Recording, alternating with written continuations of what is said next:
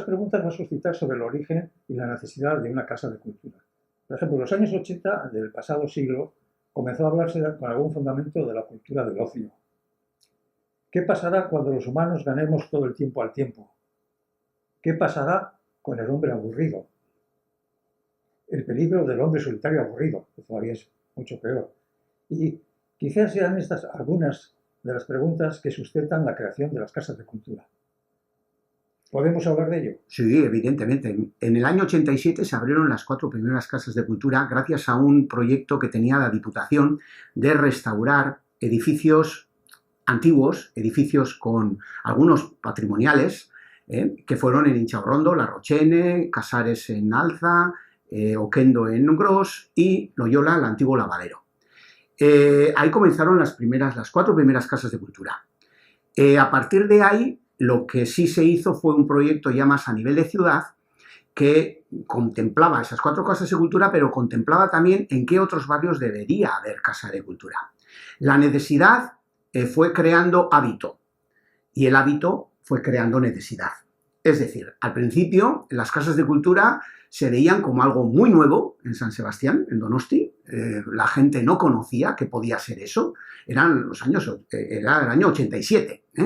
Entonces, bueno, que de repente en su barrio hubiera un teatro, o que de repente en su barrio hubiera un concierto, hubiera cursos tanto para niños como para los adultos, que hubiera otro tipo de actividades, que hubiera una biblioteca, porque las bibliotecas son una parte fundamental de las casas de cultura, es decir, el leer nos hace libres. Y bueno, de ahí surgió poco a poco la necesidad de que había que hacer un proyecto todo a nivel de ciudad. En el año 94 se hizo un proyecto a nivel de toda ciudad,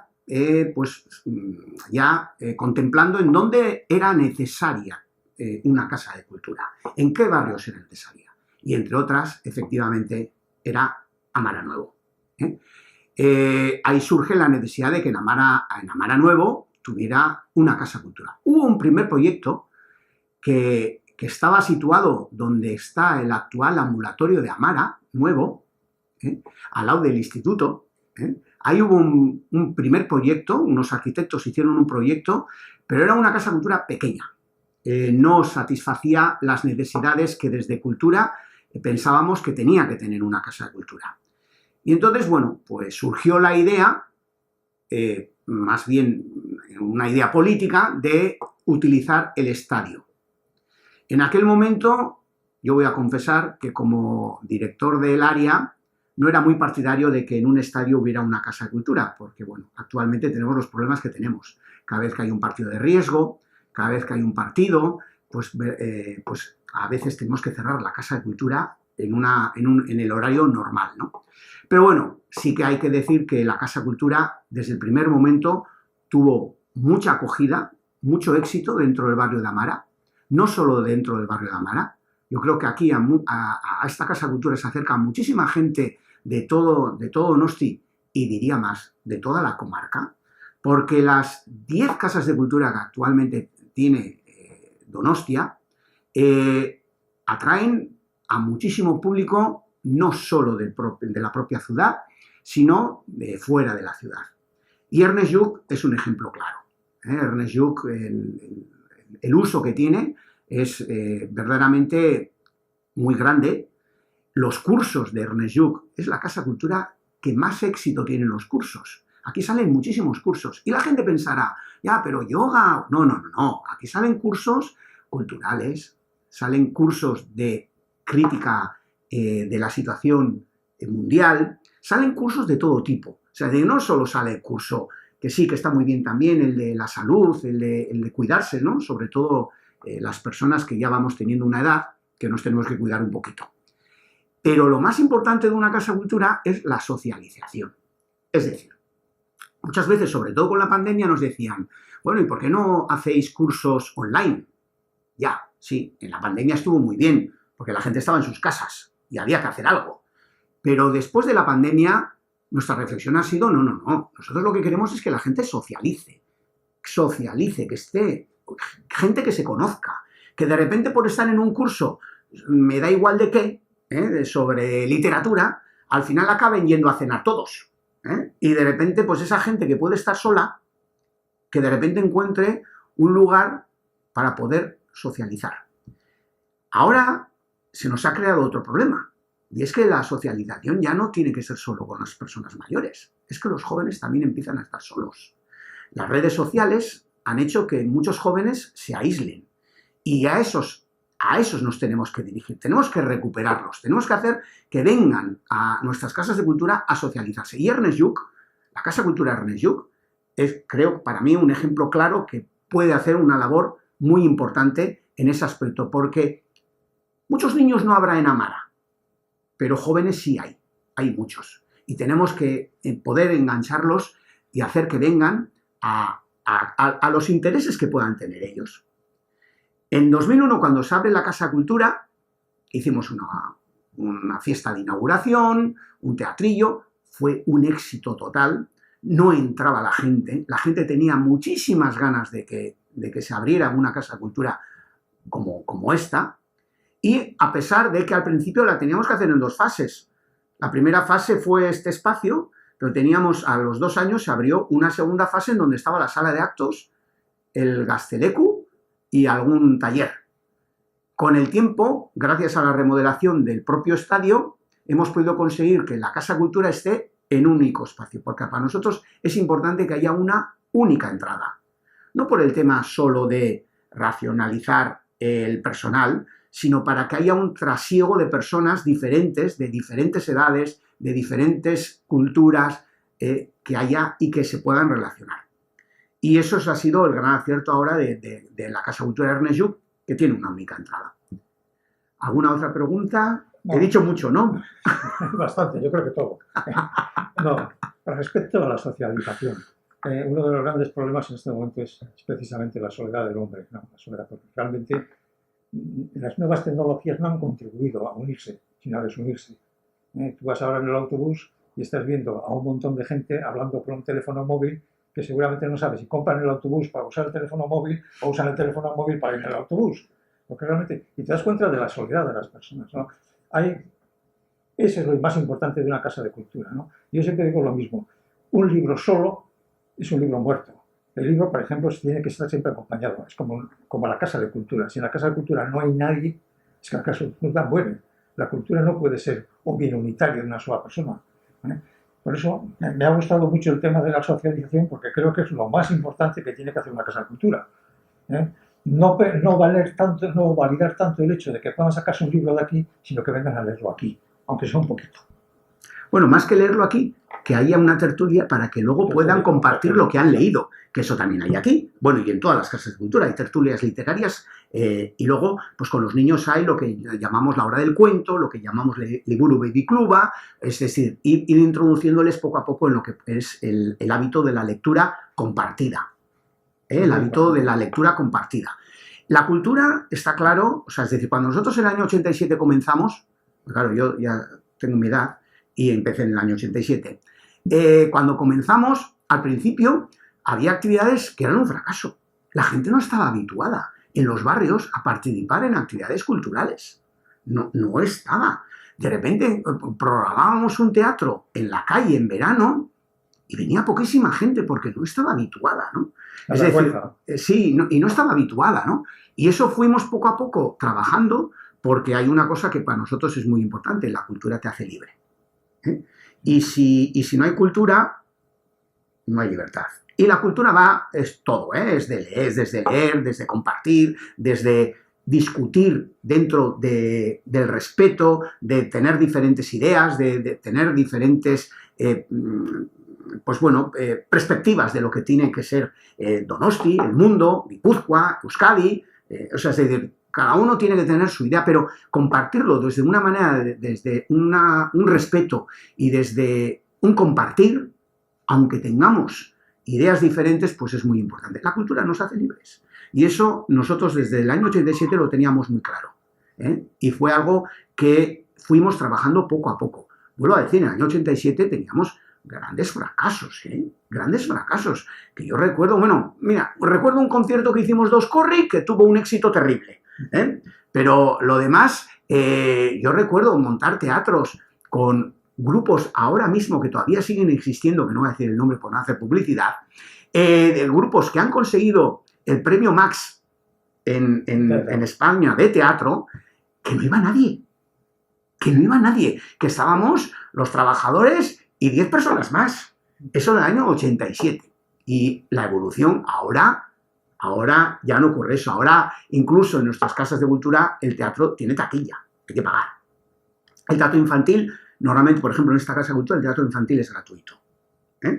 Y verdaderamente tiene su éxito, el teatro infantil. Como tiene otro tipo de cosas, es decir, las conferencias. En esta Casa de Cultura se ha trabajado mucho siempre la literatura y el pensamiento. Y eso es importante también, porque hay otras casas de cultura que trabajan más la danza, hay otras que trabajan más la música, hay otras que trabajan vídeo, la Roche de vídeo, hay otras que trabajan lo que es el tema de la radio Decca y Ratia, las exposiciones, las artes plásticas, por ejemplo, Kendo, pero en esta siempre se ha trabajado más lo que es la literatura y el pensamiento. ¿Por qué unimos los dos? Porque alguien diría, ¿y por qué se ha unido literatura y pensamiento? Pues porque la literatura tiene que ver también mucho con el pensamiento. Es decir, es el pensamiento donde lo plasmas en la literatura. Entonces tenía mucho que ver, que puede ser una literatura de ocio, o sea, es decir, novela, ficción, pero que muchas novelas de ficción también son grandes reservas de pensamiento, o pueden ser otro tipo de literaturas, ¿no? Y Ernest Lluch en ese aspecto yo creo que ha sido importante en lo que es la vida de la ciudad, no solo del barrio, porque de hecho cuando analizamos nosotros en los cursos que se realizan, por ejemplo en esta Casa de Cultura, en Ernest Lluch, si vemos que hay mucha gente que participa en los cursos que no son de Amara, pero les interesa. Y eso a nosotros nos parece muy importante. Esta ciudad era muy centralista, y es muy centralista. Todo lo de calidad había que hacerlo en el centro. Con las casas de cultura lo que hemos querido enseñar es que la calidad en lo cultural no tiene por qué ser siempre en el centro, que puede ser en cualquiera de los barrios de la ciudad. Y eso es lo que hemos demostrado con las casas de cultura. Es decir, que si alguien quiere una conferencia de ciencias, como por ejemplo hacen aquí, de ciencias, muy interesante, no tiene por qué ser en el centro de la ciudad. Es en Ernest Lluch, en Amara Nuevo, en la esquina de Amara Nuevo, porque encima no está en el centro de Amara Nuevo, está en la esquina de Amara Nuevo. Y eso lo hemos ido demostrando en el resto de las casas de cultura. Es curioso porque yo provengo de la época de la biblioteca municipal en la plaza... En donde tengo mi despacho. Sí. Sí. Yo me acuerdo perfectamente, yo le tengo un cariño enorme a la biblioteca municipal porque yo soy de la cultura de la biblioteca municipal. Es decir, no tienes muchas disponibilidades económicas, pero tienes la biblioteca municipal, cosa que no existía en el resto. Ya. No existía en el resto. Después es curioso porque la evolución de la cultura ya fue más al cine forum. Y ahora resulta que ahora es la literatura forum, de alguna forma, ¿no? Porque es que la gente ya viene a discutir los libros, a analizar los libros y demás. Descubriéndose una cosa muy importante, que era que la gente poco sabe leer. Es decir, lees, pero muchas veces no entiendes lo que lees, no analices lo que lees, y no le sacas la sustancia a lo que lees. Y no compartes lo que has leído. Y no compartes, efectivamente. Y ahora en este momento, las culturas, los libros forum de alguna forma, hacen eso. Y a mí me gusta. Yo hace poco estuve en una que era maravilloso, es que la gente hablaba de sus problemas. Y de hecho, en concreto, un cuento le afectó a una persona que estaba allí, me dijo que había sufrido con un cuento, que era un libro de relatos, ¿no? Y que había sufrido con aquel cuento. Y dice, pues parece mentira que todavía un cuento, un relato y tal, pueda afectar tanto personalmente. Pero lo mejor es compartirlo. Y eso es maravilloso. ¿No? Ese es uno de los objetivos de una casa de cultura, es decir, el socializar. Por eso mismo con el tema de la pandemia, pues sí, tuvimos que hacer un esfuerzo porque la gente estaba en sus casas, encerrada.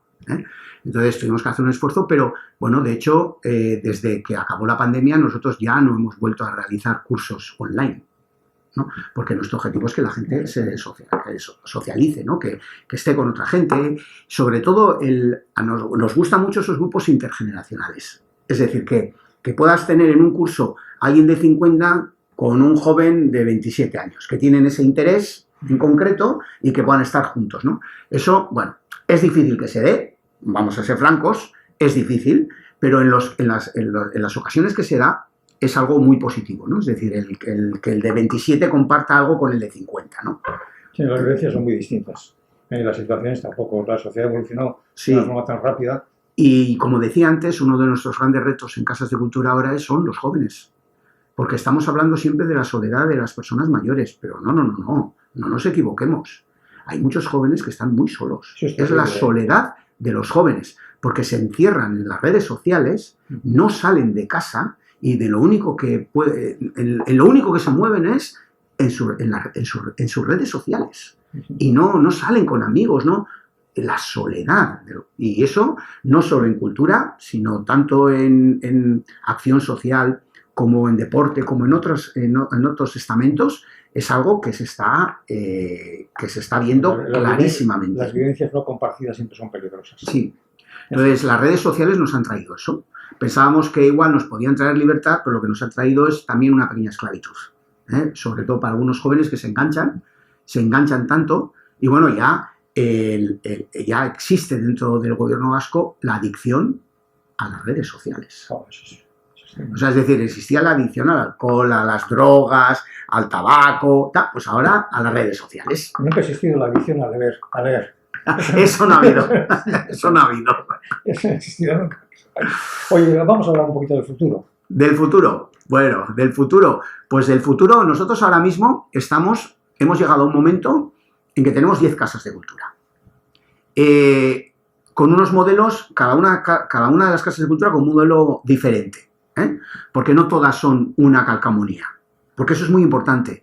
Hacer frente a la realidad del propio entorno en donde está la casa de cultura. No todas las casas de cultura son iguales. Ni todas funcionan igual. Ni todas responden de la misma manera al barrio. Y eso es lo que le da la autonomía a cada una de las casas de cultura. Siempre hemos creído en la autonomía de cada una de las casas de cultura, que pudiera responder a las necesidades del entorno muy inmediato. ¿Cuál es el reto? El reto es ver los modelos que tenemos, cómo podemos evolucionar y, sobre todo, el plan de equipamiento a nivel de ciudad. Porque aquí, pues ahora, mira, una de las cosas yo que lo he visto desde siempre es que todo el mundo quiere una casa de cultura debajo de su portal. Y eso es imposible, porque no hay presupuesto económico que pueda sostener eso. No lo hay. En estos momentos las casas de cultura tienen un presupuesto bastante elevado en personal, en instalaciones, en mantenimiento, en las actividades, un presupuesto bastante elevado. Entonces, no podemos tener en lugar de 10, 25 casas de cultura. Pero sí tenemos que ver dónde es imprescindible tener una nueva casa de cultura. Y ahí puede haber el debate de Bidebieta, sí, no. Puede haber el debate de pues todo lo que es el Urumea, ahora que los cuarteles, la cárcel que van a hacer ya enseguida, acabando en Martutene, con Chominenea por medio, pues nosotros ahí tenemos una casa de cultura muy chiquitita, en Loyola, chiquitita. Entonces, bueno, pues todo ese debate sí estamos haciendo un estudio. Se está haciendo un estudio, hemos tenido una primera parte de ese estudio que es hacer el diagnóstico, qué es lo que hay en esta ciudad a nivel cultural, que hay muchísimo, más de lo que la gente piensa, no solo del ayuntamiento, a nivel cultural, qué es lo que hay, sea privado o sea público, qué es lo que hay. A partir de ahí, ver un poco cuál puede ser la propuesta de futuro y cuáles pueden ser los modelos. Para eso también estamos mirando un poco a Europa. Los diferentes modelos que pueda haber en Europa, pues me da igual, Berlín, París, qué diferentes modelos hay para poder seguir enriqueciendo. Una cosa está clara, Donostia ha apostado, no Bilbao, ha apostado por la descentralización de la cultura. ¿Y qué significa descentralización? Yo siempre, cuando he hecho el análisis teórico de lo que son las casas de cultura, siempre diferencio desconcentración y descentralización. Desconcentración es lo que hace el Patronato de Deportes. Pone polideportivos, pero el esquema, la directriz es central. Desde la centralidad se dice cada uno de los polideportivos cómo tiene que funcionar. Nuestro modelo es descentralizado. Eso significa que parte de las decisiones las descentralizas. Cuando a mí muchas veces me llaman no, porque tengo una programación muy buena, que no sé qué, no sé cuántos, yo siempre les digo, no, los programadores son los directores de las casas de cultura. No soy yo. Yo les puedo pasar la información. Y si hay algo que me parece terrible, buenísimo, pues oye, les digo, oye, tener esto en cuenta, que me parece algo espectacular, ¿no? Pero siempre les digo, los programadores son los directores de casas de cultura, porque ellos tienen que ver con la realidad del entorno, con la realidad de la casa de cultura, con los presupuestos que tienen, con todo, tienen que amoldar y tienen que realizar lo que puede ser la vida de una casa de cultura, que no solo es programación, es también la vida de la casa de cultura. Entonces, ese es el futuro. Eso espero acabarlo antes de que me jubile, porque yo también ya tengo una edad y ya me va a tocar jubilar. Y bueno, ese va a ser, yo siempre digo, cuando me dicen, no, el modelo de casas de cultura tal, tuyo, que no, yo digo, no. El modelo de casas de cultura, yo he participado bastante, pero este modelo de casa de cultura lo hemos hecho entre mucha gente. Lo hemos hecho entre mucha gente. Ha habido unos equipos que han trabajado para que este modelo funcionara. O sea, no. Entonces, yo cuando me vaya, pues vale, estupendo, que venga otro y que arree, y que verdaderamente haga que el modelo o los modelos de casas de cultura funcionen, que sea de servicio a la ciudadanía, y que sea, de alguna manera, algo que nos haga más libres, porque la cultura nos hace libres.